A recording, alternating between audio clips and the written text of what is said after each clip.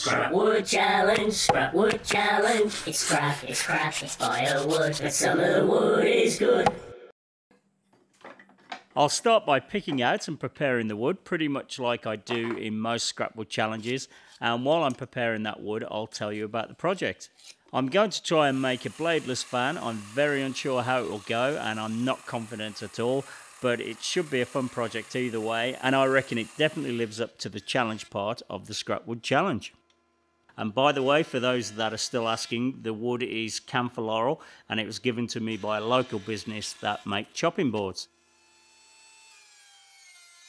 I'm going to make the fan with segmented turning. I've only done that once before, that was a while back. That one turned out pretty good, so hopefully this one will work out okay too. And hopefully the fan actually works. If it doesn't, then I'll end up with an interesting looking ornament. I need to make 3 different size rings, and I used an online calculator to work out the dimensions of each segment. To cut the segments, I'll use my wedgie sled on the table saw, as that does a very accurate job.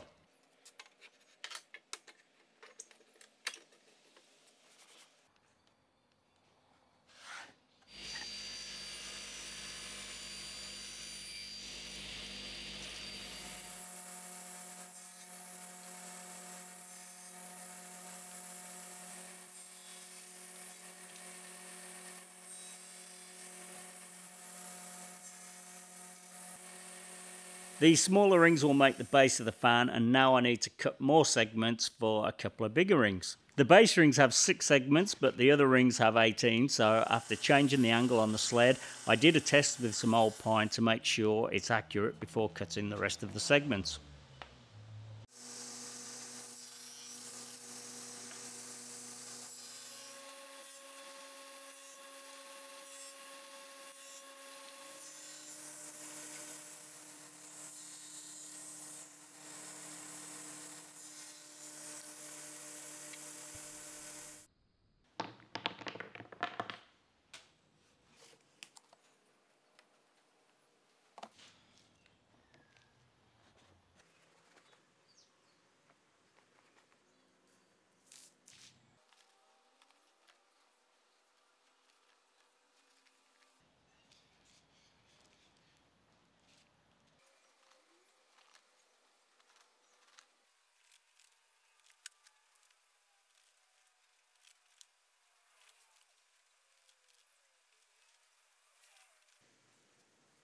I'm using this loop made of bungee cord just to hold the pieces together while I put a couple of rubber bands on.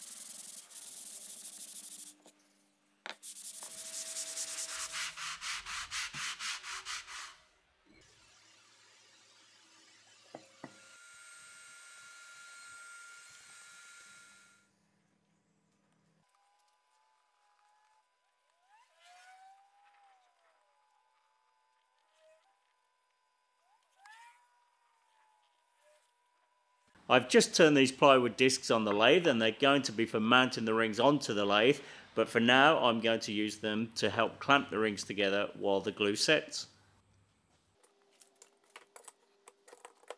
As expected, the rings are moving around when applying pressure, but I keep checking and adjusting until they take to each other. Please don't tell me about using salt to stop them moving, as it's easy enough to do this without, and I'll save the salt for my dinner.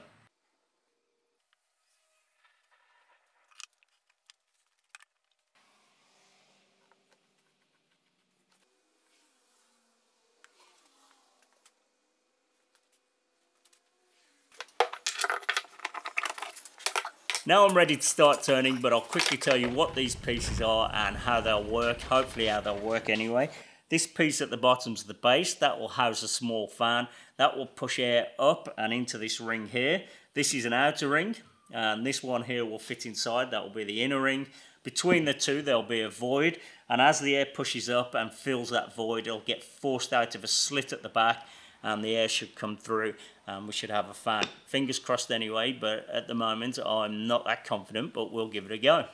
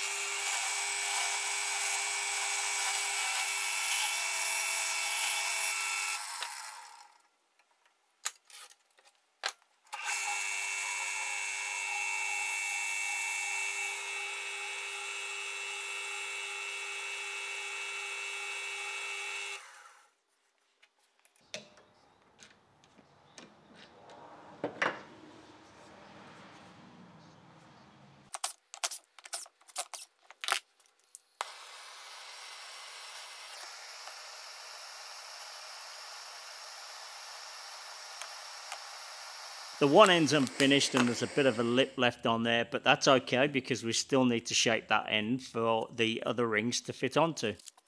Now I need to make templates to help shape the rings and give those voids some good airflow.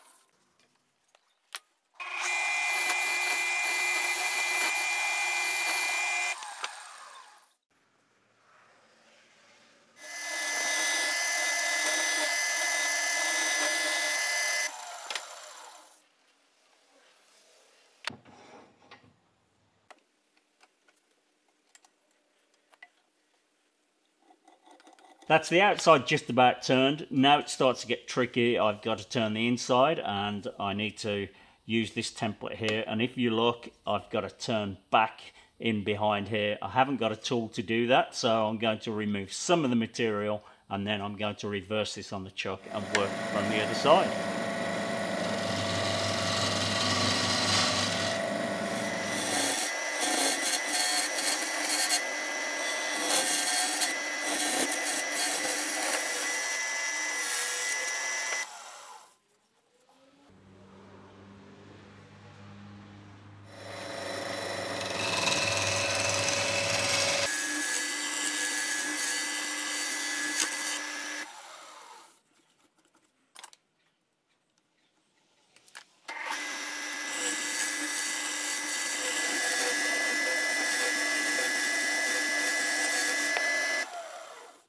I've removed most of the material, and going back to the template, you can see that the front of the rim is thicker than the rest of it. So I've already turned that down to the correct thicknesses.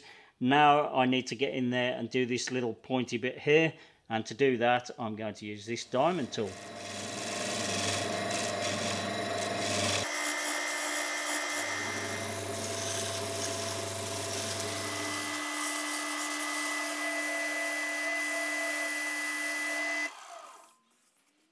That's all done apart from the inside of that back section.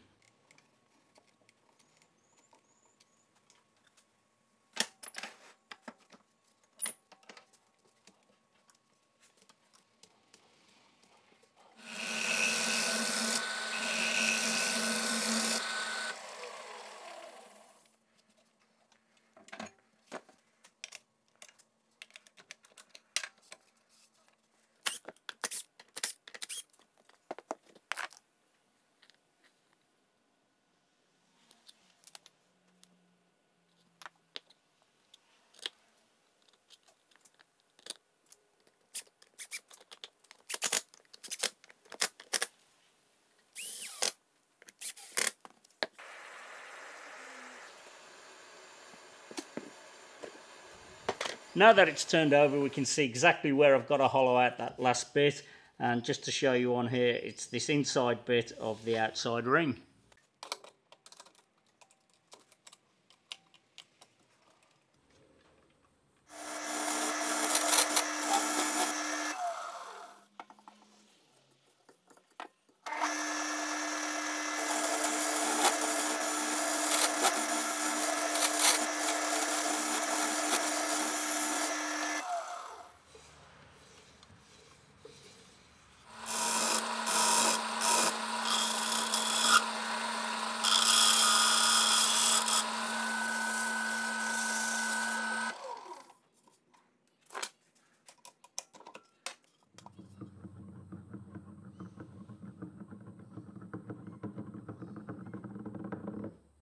It's the next day and I've mounted the inner ring on the lathe, ready to turn.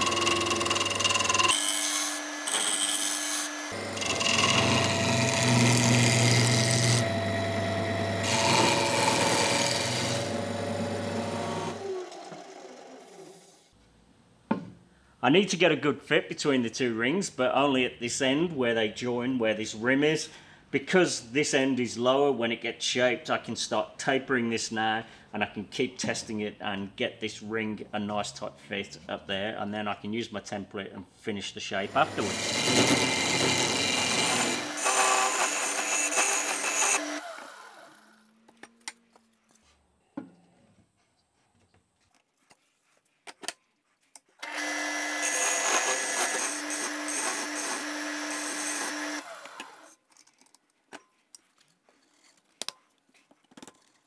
The inner ring is too deep, it's bottoming out on the outer ring, so I just need to take off around about 10 millimeters.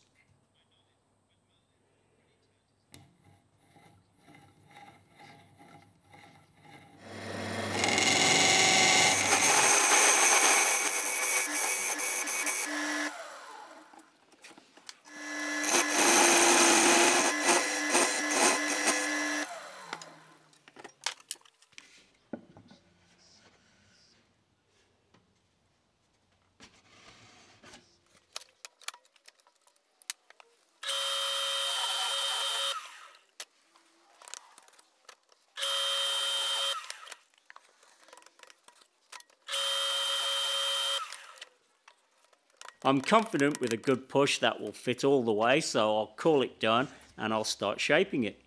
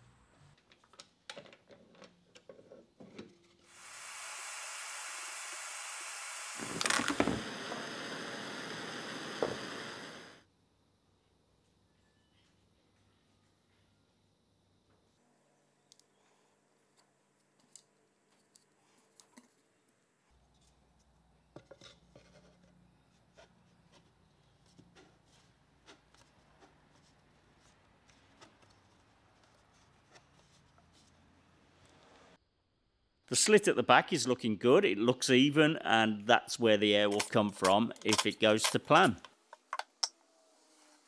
I'm just going to turn the front of the two rings with them held together with that tight fit, and I think that should work out fine.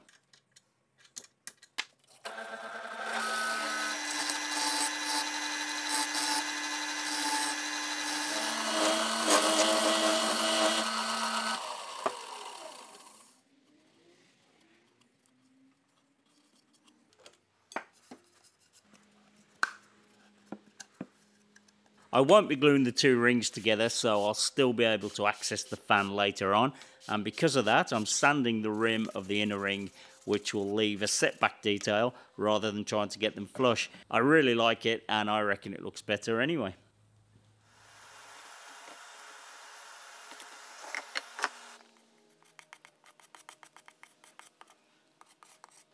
Removing the hot glue wasn't too difficult at all, and it only took a few minutes.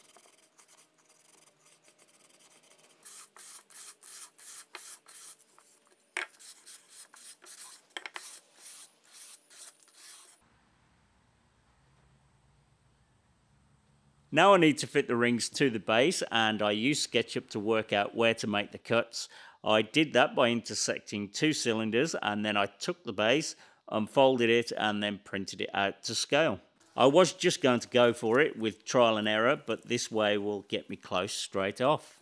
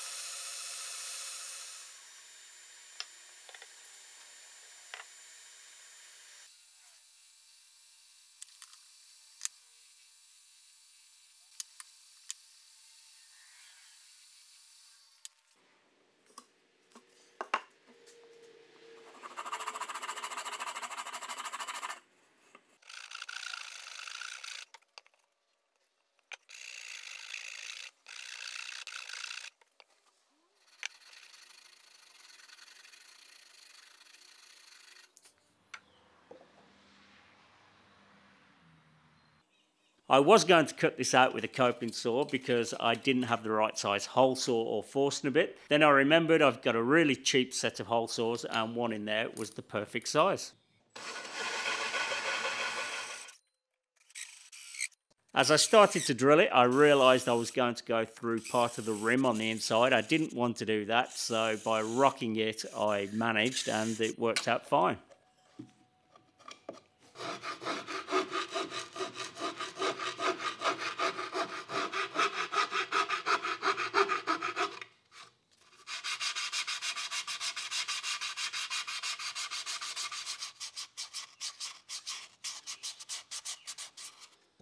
The fan will need to be able to pull air into it, so the next thing is to cut some air intake holes into the base. I could easily drill a series of holes and that would work, but I think it'd spoil the look. I played with many different ideas, including this cardboard mock-up.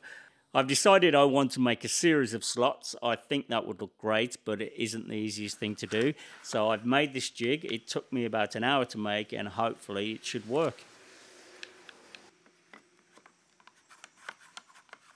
I used a couple of dabs of hot glue to hold the guide in place.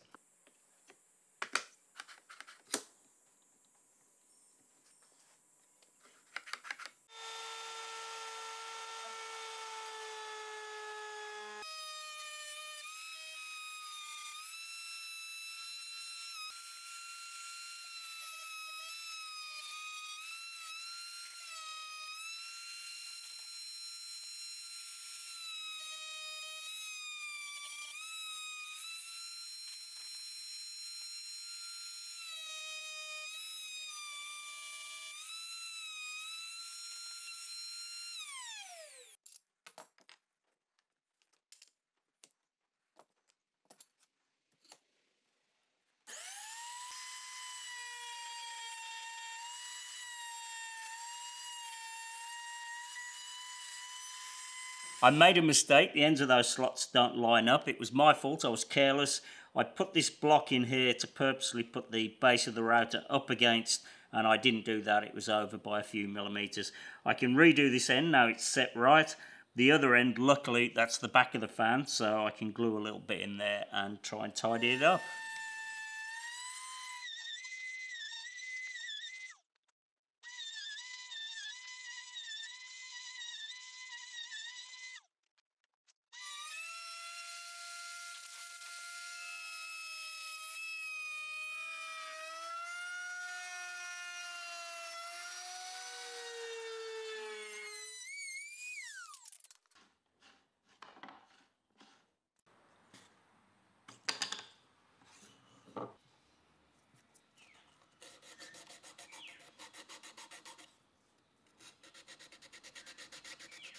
I bought this fan just to use in this project, and for its size it has pretty good specs as far as I could see, but if it doesn't work well enough I'll look into using a computer fan instead. It had heaps of good reviews, and because I'm pretty useless at electrics, this was an easy way to go. It has everything I need, the fan, speed selection, and also it's rechargeable too. All I need to do is take the parts and rearrange them inside my fan, which I think it's something even I can do. First I'll cut out and make a panel with the buttons.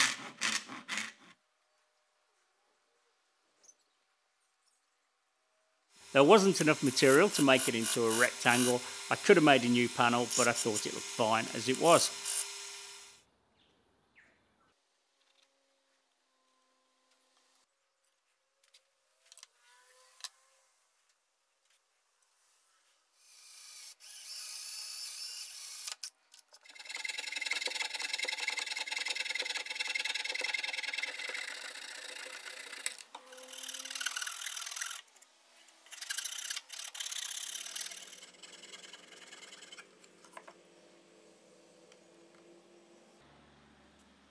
The sides of the opening are slightly tapered, so it's wedged in there pretty well, and I'll use epoxy to fix it in position.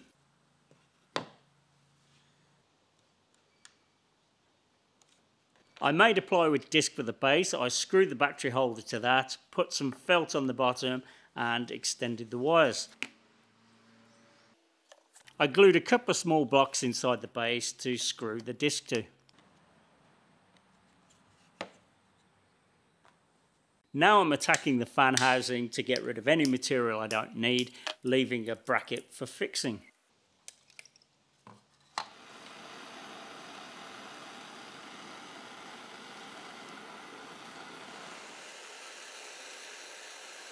It's a bit of a mess, but I did tidy it up afterwards.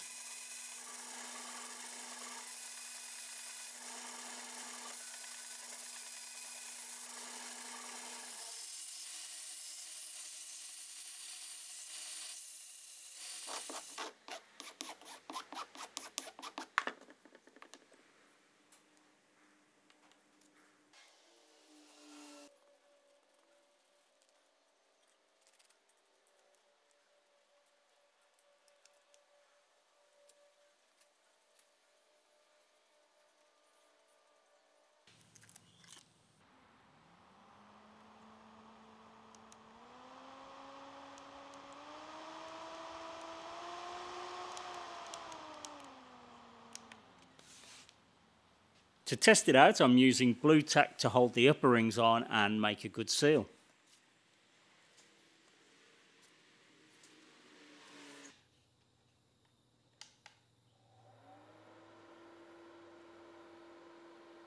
Well, that actually works, so not a disaster, although I can hear the fan struggling to pull air in, so I've decided to get rid of the base with the battery holder and put some feet on to raise the base and let more air in through the underneath. The battery wasn't essential, and I'm not sure I would have used it anyway.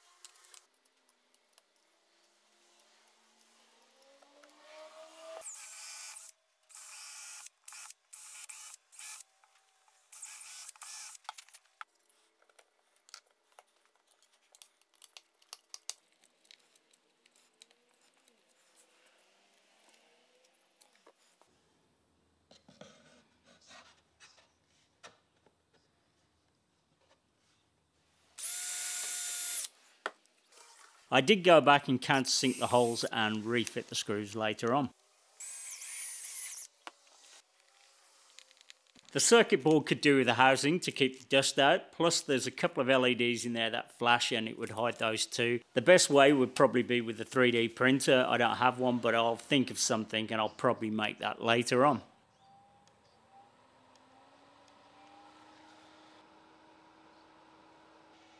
That's definitely a big improvement now that more air can get to the fan.